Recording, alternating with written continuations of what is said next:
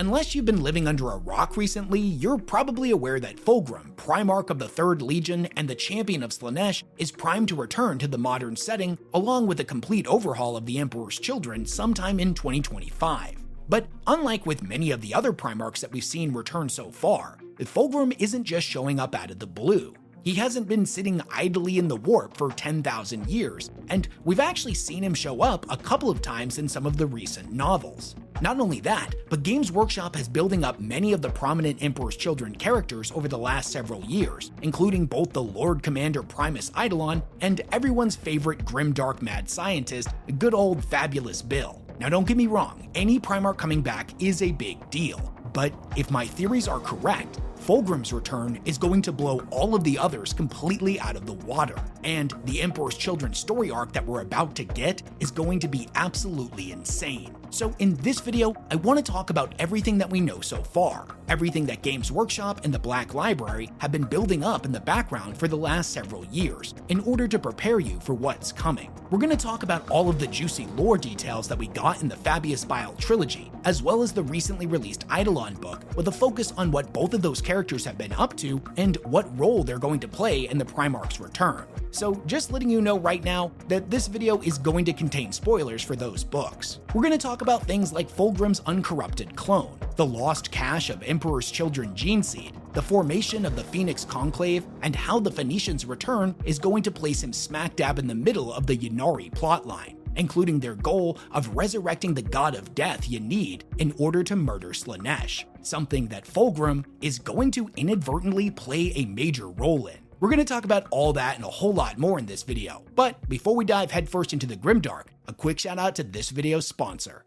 Today's video is sponsored by Holzkern, a family-owned Austrian-based company that makes unique and stylish high-end watches and jewelry for both men and women, all centered around nature and sustainability. Their catalog features hundreds of different designs that are all crafted with a combination of unique materials including wood and stone. They've got so many unique pieces to choose from that no matter what your tastes are, they're sure to have a piece that speaks to you. I personally just picked up this Haiku automatic watch, which is made with both stainless steel and bright olive wood. Now I think this watch is absolutely beautiful, and as it's my first automatic watch I've owned, I'll be honest with you, I still haven't gotten over just how cool it is wearing a marvel of engineering on my wrist. This will actually be my third Holzkern watch, as I picked up the Space Dust in the Thicket earlier in the year. To this day, I haven't had a single issue with either of them, and they look just as beautiful as the day I got them. If you're unfamiliar with them, Holzkern's products are all made using ethically sourced natural materials and are made in small batches in order to ensure every item meets a high standard of quality. Each and every one of their products is unique, and they offer free express shipping worldwide, with products normally arriving in 2 to 5 business days. For a limited time only, Holzkern is having their biggest sale of the year, where you can get an exclusive 30% off by clicking my link in the description or the pinned comment. It's a perfect opportunity to find a gift for that special someone or treat yourself to something unique and high quality. Again, click on my link down in the description or the pinned comment to save up to 30% off site-wide for a limited time. Big thanks to Holzkern for sponsoring this video. In order to set the groundwork for Fulgrim's return and the upcoming Emperor's Children story arc, we need to talk about everything that's happened with the 3rd Legion in recent lore, and examine 2 of their most important characters, Fabius Bile and the Lord Commander Primus Eidolon. Now, I've talked a lot about old Fabulous Bile on this channel many times in the past, so let's start with Eidolon. Now, originally one of the Lord Commanders of the Emperor's Children, Eidolon was said to be an exemplar of everything they aspired to. He was so great, in fact, he would eventually become not only the Legion's preeminent Lord Commander, but also the first to receive the prestigious title of Lord Commander Primus, which, fun fact, is a title that he made up and gave himself. But even still, that made-up title eventually started to carry very real weight, even eventually being recognized by Fulgrim himself. I'm just gonna be honest with you, the more I read about Eidolon, the more I feel Games Workshop has done him particularly dirty. Despite his importance to the Legion, he has barely ever been mentioned in the modern setting. Pretty much the only characterization that we've gotten for him has been in the Horus Heresy novels. Many within the 40K community didn't even know he was still alive, a sentiment that was mirrored in-universe by the Inquisition. However, we've recently learned in some of the new novels that not only is he still kicking, but he's also still the highest ranking member within the Legion next to the Primarch. He's pretty much the only one even making a modicum of effort to hold them all together, and has been responsible for hundreds of high-profile raids into Imperial space. It's actually kinda shocking to me that Games Workshop let 3 decades go by and never gave this dude a model in the tabletop game, so I'm predicting they're planning on fixing that. Not only do I think he's going to get a model and rules in the upcoming Emperor's Children Codex, but I think he's going to be a major player in the lore going forward, and that's for a couple of reasons. The first is that although the Emperor's Children have a lot of interesting named characters, none of them really fit into the role of a mortal leader figure, is someone that we could point to as a pseudo-chapter master equivalent. Now, it's true that Lucius is the Herald of Slaanesh, a parallel title to the one held by Typhus in the Death Guard, Ahriman in the Thousand Sons, and Karn in the World Eaters, but he's definitely the odd one out here. Now, I'll hold that Lucius is a super underrated character, but even I'll admit that his narrative archetype, although still super entertaining, it makes him more of a loner type character, in much the same way as another prominent member of the Emperor's Children, Fabius Bile. They're both pretty much focused on doing their own thing, and have their own stories to tell that are not necessarily stories concerned with the Legion first and foremost. And not to mention with Karn, Ahriman, and Typhus, you get a really interesting juxtaposition between them and their corresponding Primarchs, and the tumultuous relationship they have with their fathers is a core pillar that their lore is built on. Typhus, for example, straight up hates Mortarion and is pretty vocal about that, him and his followers often directly opposing the Pale King's plans. In a similar story with Ahriman, he was exiled from his legion and mirrored his father's mistakes. Now, admittedly, Karn's modern interpretation is much more simplistic. He's kind of described as a hurricane of violence, but that complex father-son relationship was on full display during his Horus Heresy arc. The only major difference being that he didn't hate Angron, he was just the only person capable of dragging him back from the abyss. I think Games Workshop has finally recognized their mistake, that the direction that Bile and Lucius's lore have gone in makes them really interesting characters, but not good candidates for a mortal leader figure. Is someone that has their own ideas for how the Emperor's Children should operate and can butt heads with their Primarch. And as it turns out, they've been building up Eidolon to be that character. This is something that was fleshed out in the brand new novel simply titled Eidolon that directly explores this complicated father-son relationship in great detail. Throughout the book, Eidolon keeps having these thoughts that he should be the one in charge, that he would be a better leader than Fulgrim. Now, these are thoughts that at first he dares not voice, as a mere space marine thinking himself above a Primarch, even for traitors, is a huge taboo that mentally he's not ready to cross, a mental flaw that by the halfway point in the novel he has effectively purged himself of. And to his credit, you can't exactly argue with him. The story takes place right before the Siege of Terra and shortly after Fulgrim ascended to demonhood, got bored of the whole rebellion, and abandoned both Horus and his own sons, to instead go make out with N'Kari in the Garden of Slaanesh. During his father's absence, Eidolon has actually been doing a pretty decent job of maintaining order and keeping these Slaaneshi space marines in line. And at the very end of the book, Fulgrim actually makes an appearance, and the two of them have a pretty interesting conversation.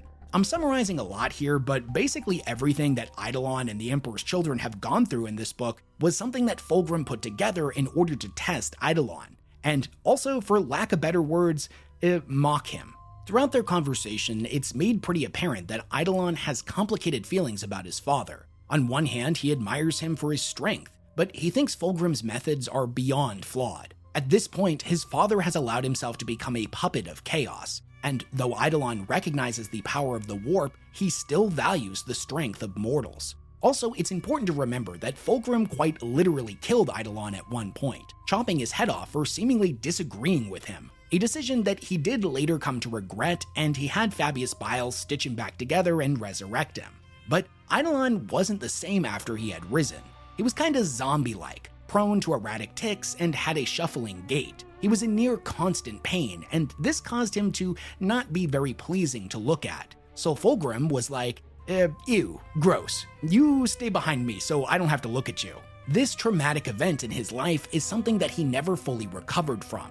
It was something that left both physical and mental scars that lingered all the way into the 41st millennium. But I'm getting ahead of myself. Now, at one point during their conversation, Fulgrim asks that Eidolon drop to his knees and forgive him for chopping his head off. He tells him that, yeah, it's true that I killed you and all, but I did have Fabius bring you back. I was the lash and the rod at your back, and I was right to do it. Look at you now, look how far you've come. You held a third of the Legion together by yourself, and you ran down the Khan and his sons. Eidolon's response is kinda great. He's like, are you fucking with me? You literally killed me. You only brought me back as an afterthought. And Fulgrim's like, so what? What of it? So Eidolon does the best thing possible here.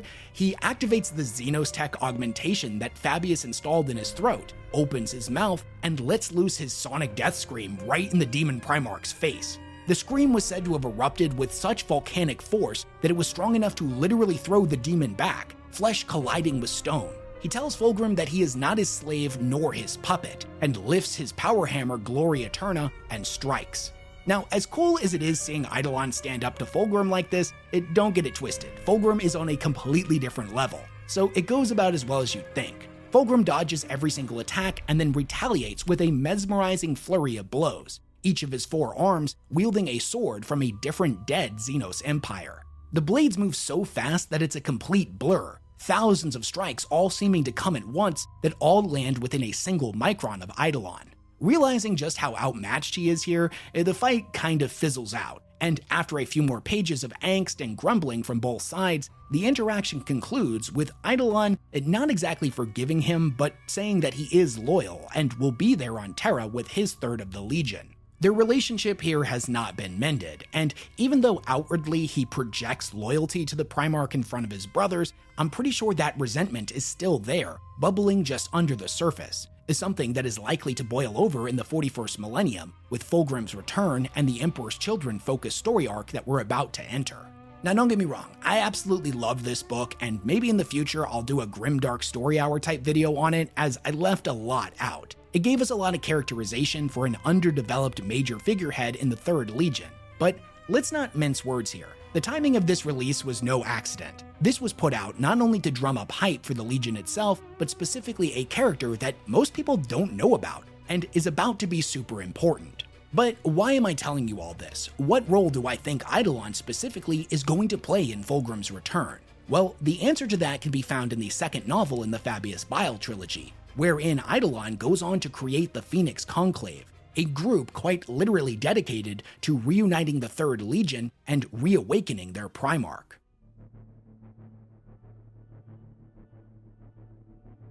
To understand the importance of the Phoenix Conclave, you first have to know the state of the Emperor's Children Legion in the 41st and 42nd millennia.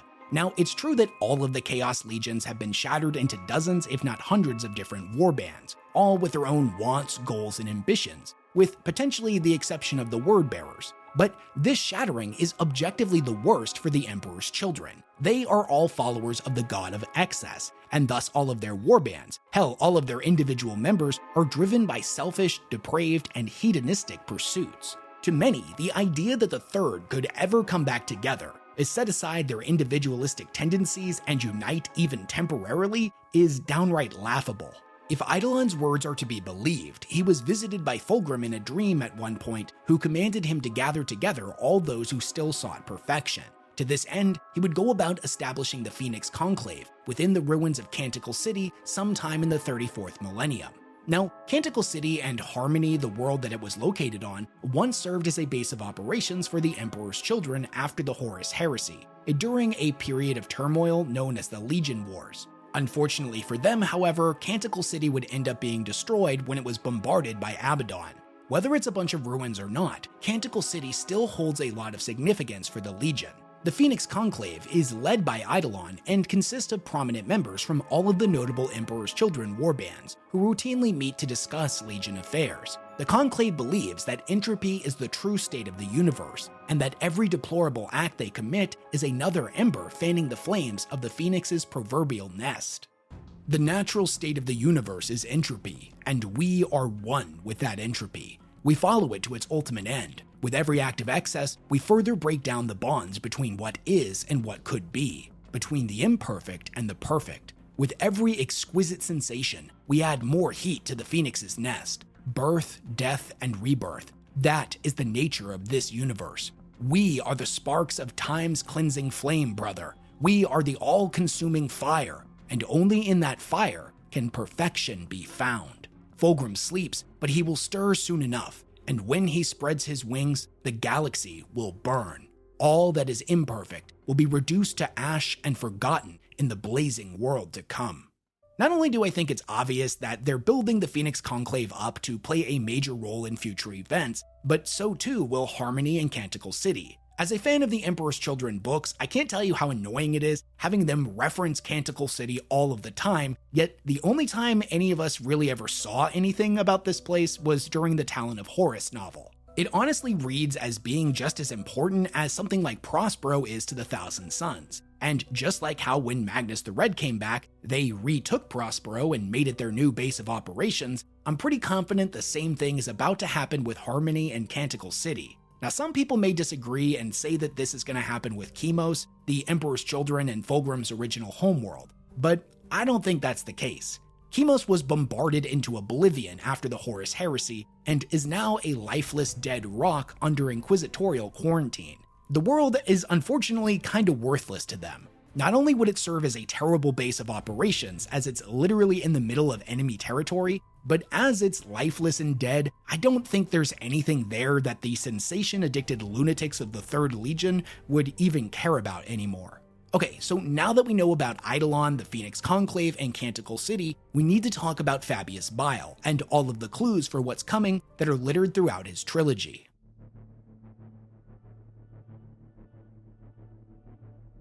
Now, if you don't know anything about Bile, the most relevant thing about him when it comes to the Emperor's Children is that although he is their chief apothecary, he's become pretty estranged from his own legion. They all hate him and want him dead for one reason or another, and the feelings are kinda mutual. Despite how important Bile was to the Legion, in that he was the one that built all of their augmentations and was the one that cured them of the super cancer they were afflicted with during the Great Crusade, they never really showed him any kind of respect. In fact, his nickname, the Spider, was a derogatory title that they used to insult him on a regular basis. So even back then, he never really liked any of them, and that certainly hasn't changed now.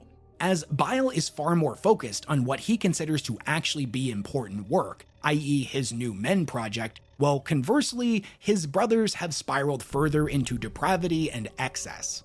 Throughout his books, Bile often refers to himself as a Legion of One. He doesn't consider himself part of the Emperor's Children anymore, even if they share a history and a genetic legacy. He especially doesn't have any fond feelings for his father. And this is a little bit of lore that's actually carried over into the tabletop game, as in 9th edition, Games Workshop gave him his own subfaction called the Creations of Bile. And in the most recent edition, in preparation for the Emperor's Children getting their own codex next year, the generic Chaos Space Marine book had all of the Emperor's Children specific units pulled out of it. No more Lucius and no more Noise Marines. But interestingly enough, Bile was still playable.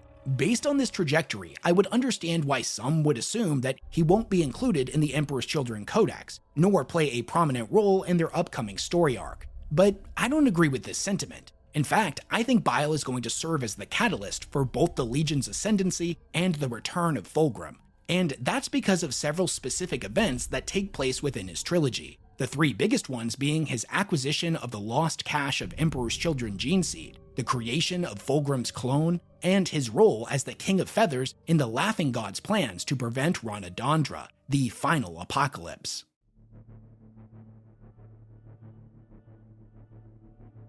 So let's talk about all this, and we'll start with Fulgrim's clone. Now, if you haven't read Bile's trilogy, the clone in it was said to be a perfect copy of the Primarch before he was corrupted by Slaanesh, which, although was a super interesting twist which could go in a lot of different ways, unfortunately, by the end of the book, he ends up trading the clone away to Trazyn in exchange for the aforementioned cache of Emperor's Children Geneseed, which contained just under 18,000 progenoid glands in perfect condition. But why did he do this? If the clone was uncorrupted and Fabius Bile is a man that doesn't believe in or follow the Chaos Gods, why wouldn't he keep it? Well, the turning point happens near the end of the book, when the clone is revealed to the Emperor's children aboard Fabius Bile's ship. They all immediately drop to their knees, and many of them openly weeping and swearing loyalty to him. It's in this moment, in the smile that spreads across the clone's face, that Bile sees in him for the first time the exact same vanity and arrogance of its predecessor. He knows that this clone is a perfect copy of the original, flaws included, and it will inevitably walk the same path of damnation. Bile's ultimate goal is to create a successor to humanity, his New Men project, wherein that species will inherit the galaxy after we die out. For that to come to pass, the galaxy has to be safe. He can't allow another monster like his father loose if his children are to survive. In discussions about the clone online, people tend to go in one of two possible directions. On one hand, they say that Trazyn putting him in stasis deep within one of his vaults means that the character, from our perspective, is as good as dead. He's been written out of the story. Now, other people believe that it's only a matter of time before the clone manages to escape, or somebody goes in and breaks him out, which would subsequently lead to an arc where the uncorrupted Clonegrim has to face off against his demonic counterpart. Now, as awesome as I personally think that would be, my prediction falls somewhere in the middle of these two ideas, and that's because of something that I didn't mention about the Eidolon book. You see, in that story, one of the major plots is that after Eidolon died, his soul was split in half of it remaining in the realm of the physical and the other in the immaterium. The spiritual half presents itself as a demon known as the Shattered Prince, that consistently mocks him throughout the book and eventually attacks him on multiple occasions. The two eventually have a big final battle where the truth is revealed, and the Shattered Prince says that they need to come together in order to be whole, wherein they would be more powerful than he could possibly imagine. Eidolon ends up denying this half of his soul, as he still sees strength in mortal men and refuses to be a puppet, even if by the end of the book he does ultimately pledge in the future to serve the god of excess. He just doesn't want to be a literal demon and infused with the power of the warp like his father. Now, I think that something similar is going on with the clone of Fulgrim. I think that the Phoenician soul has been split in half, and one of the first things Fulgrim is going to do when he comes back is invade Trazyn's homeworld, consume the soul, and become whole once again, more powerful than you could possibly imagine, that whole bag.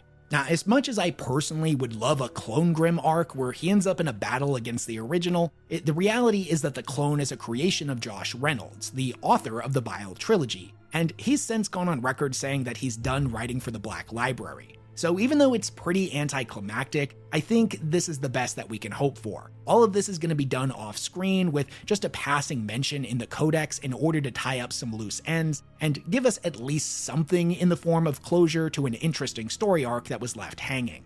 And that's all assuming that Games Workshop decides to address the clone at all. They might just say f it and let it hang for another decade.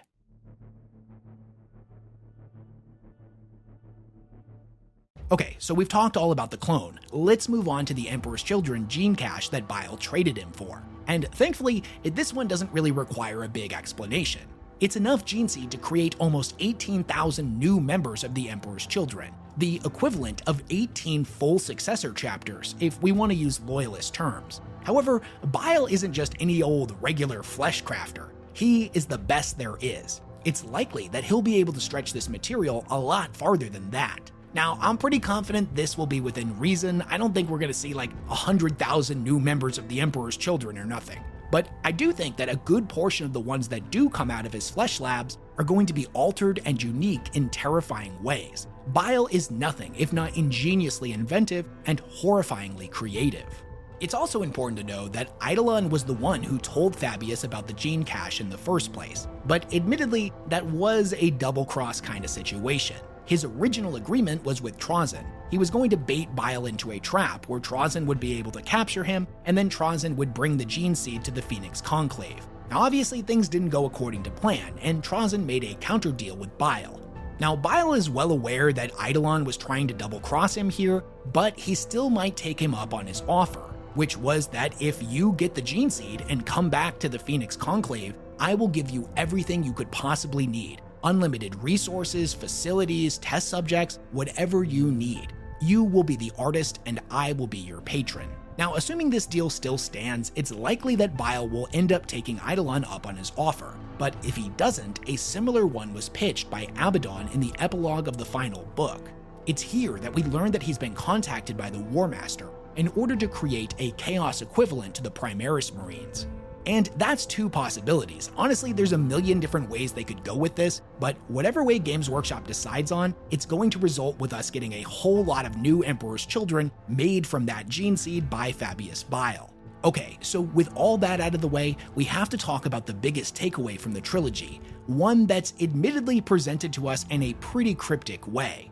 I speak, of course, of the King of Feathers plotline, Bile's role in Cegorach, the Laughing God's plans to prevent the coming apocalypse, and what this ultimately means for the return of Fulgrim.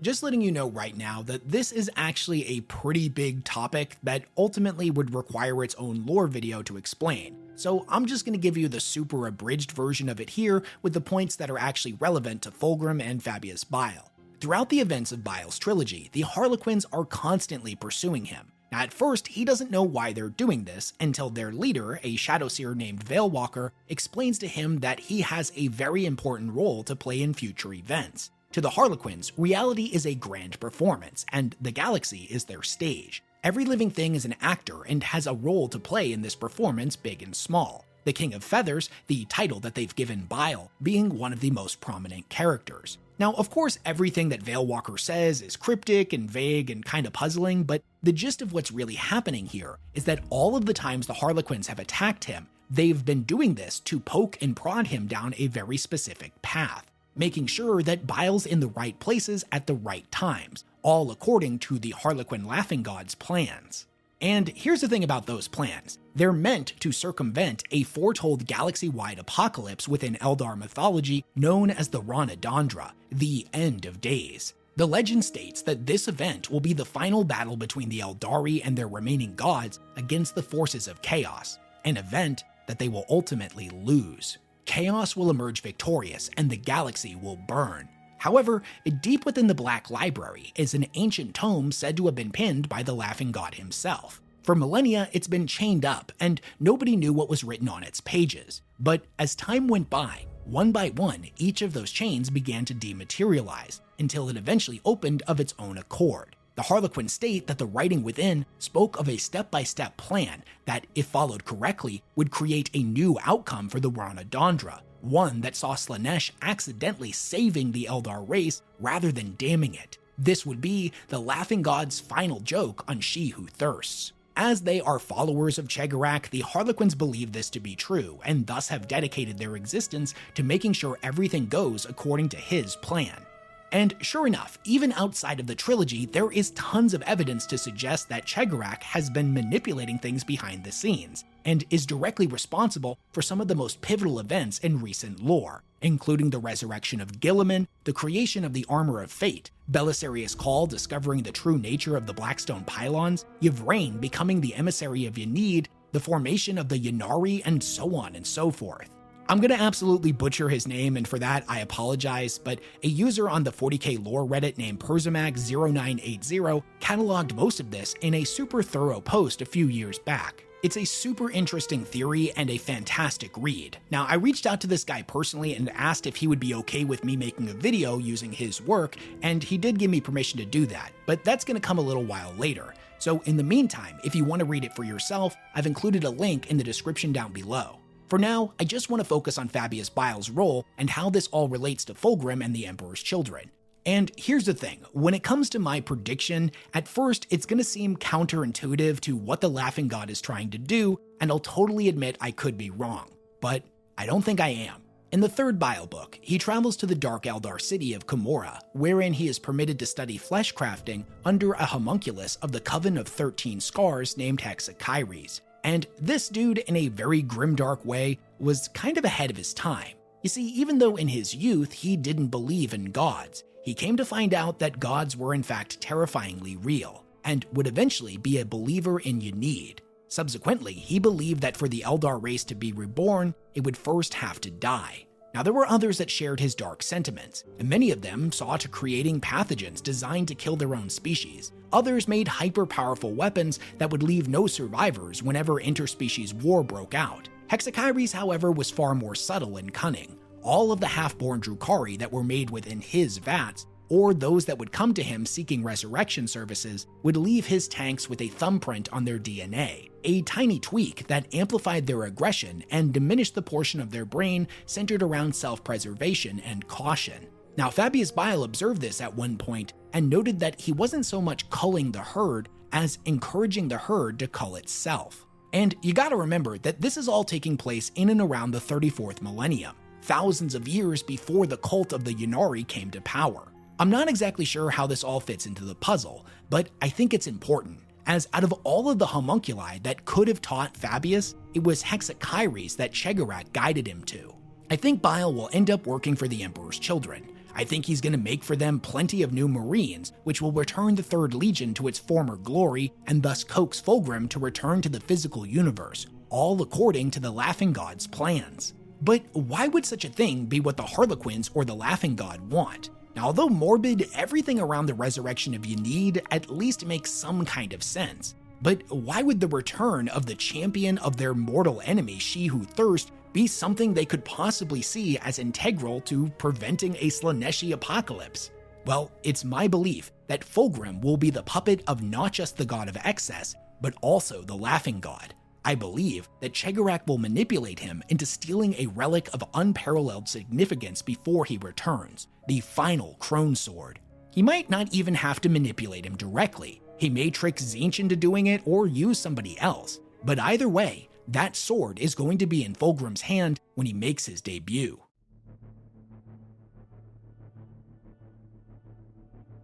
Okay, so now we have to talk a little bit about Eldar mythology, including the Ynnari, Ynnari, and the legend of the Crone swords.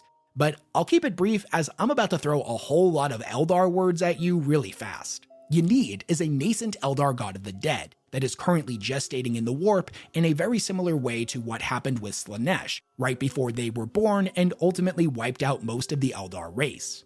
The Ynnari, on the other hand, is a united Eldar cult of Ynnari with members from every single Eldar tribe, including the Craft Worlds, the Dark Eldar, the Exodites, Corsairs, and Harlequins. They've all set aside their differences to follow their prophet Yvraine, the emissary of Ynnari, in her ultimate goal of awakening the Eldar god of the dead, who is believed will be strong enough to outright kill Slaanesh. Now, that all sounds pretty straightforward, right? Well, unfortunately, there's a catch, and it's kind of a big one. In order for Ynnari to be created, all of the Eldar have to die. When the last of their species succumbs, all of their souls will come together, which will create Ynnari. They will then go and kill Slaanesh, thus preventing Chaos's final victory. So yeah, the Eldar find themselves in a catch-22. They have a plan to kill Slaanesh, but the whole species needs to go extinct for that to happen. But as luck would have it, there is a workaround to the whole everybody's gotta die part that involves the Crone swords I mentioned earlier. But what are the Crone swords exactly? Well, according to Eldar mythology, they are 5 blades of immense power, carved from the finger bones of the severed hand of the Eldar goddess Moray Hag by the god of the forge Val. When all 5 of these swords are placed into the right hands, they will fill Yvraine with enough power to fully awaken Ynnari and thus circumvent the legend's death clause. As of right now, 4 of these swords have been located, including Ka-Vur, wielded by Yvraine herself, Azuvar, wielded by the Vizarch, Vilazar, wielded by the Incarn, and the Spear of Twilight, which is currently wielded by Prince Uriel. So yeah, it seems like everything's going pretty well for them, and they've made a lot of progress. But now there's another catch. They literally cannot access the final Crone sword as it was stolen away and hidden in the place that the Eldar can never go, the Palace of Slaanesh. But Wes, I hear you asking, didn't you just say earlier that Fulgrim's gonna be wielding the final Crone sword? That doesn't make any sense. Why would the champion of Slaanesh take the only thing that could theoretically kill their god out of the one place their enemies can never get it? And that's a great question, my friend. The answer to that is, if anyone has the hubris, arrogance, and f***ing balls to steal from a god and use that weapon to taunt their enemies simply because they think it will be funny, it's without a doubt Fulgrim.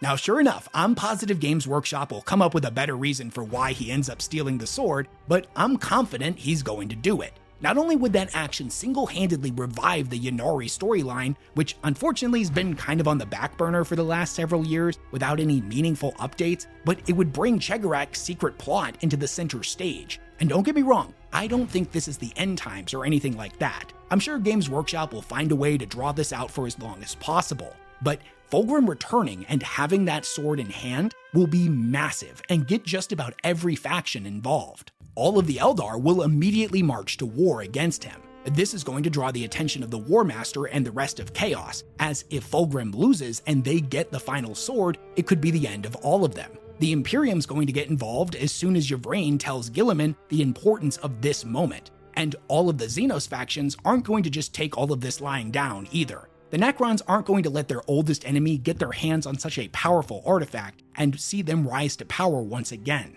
And the Orcs, well, they're just going to be looking for a good fight. So really, they have the best reason to get involved over everybody else. So yeah, that's where I think the plot is headed next year, with the rise of the Emperor's Children and the return of Fulgrim. But I'll finish this video off with some rapid-fire predictions specifically about their army refresh.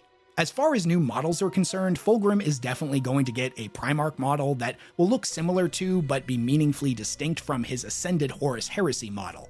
He's got 4 hands, so in addition to the Crone sword being in one of them, we might possibly see him wielding Firebrand as well, the sword that Ferrus Manus forged for him. In the other 2 hands, honestly it's anybody's guess. He did wield both the Anathame and the Lair Blade at different points during the Heresy, but the Anathame was shattered, and I believe the Black Legion is currently in control of all of its shards. The Lair Blade, on the other hand, was purged of the demon within it and subsequently passed down to Lucius. So ultimately, we probably won't see either of those 2, and your guess is as good as mine for the other 2 weapons. Speaking of Lucius, his model is pretty old now, and it would make sense that he would get a refresh, but I think Eidolon's new model is going to take priority here. So we might be stuck with the old sculpt for a little while longer.